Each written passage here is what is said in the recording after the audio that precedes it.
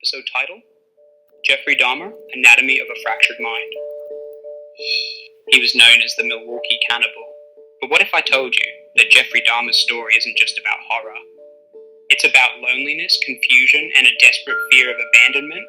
Today on Dark Psychology Files, we're dissecting not just the crimes, but the psychology behind one of the most chilling figures in criminal history.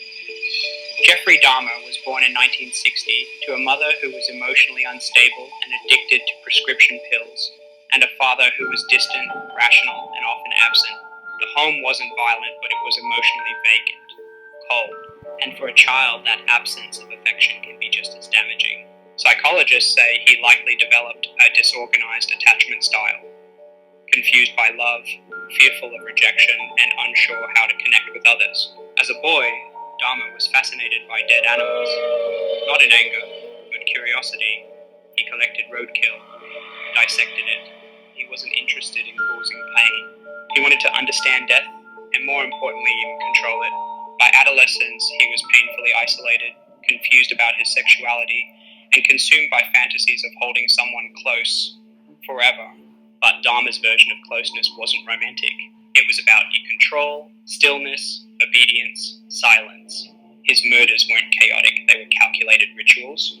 He lured men to his apartment, drugged them, killed them, and then kept parts of them.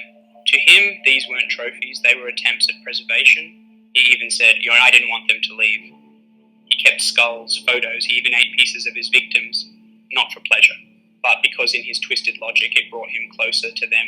Dahmer didn't brag like Bundy, he didn't deny like Gacy. He confessed, he cried, he said he wished someone had stopped him.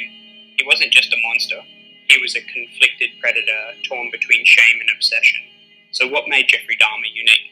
It wasn't just the horror of what he did, it was the why behind it. A child who was never held grew into a man who tried to possess people so they'd never leave. In the next episode, we explore how early intervention, and maybe just a little compassion, might have rewritten his story. Until then, stay curious and stay safe.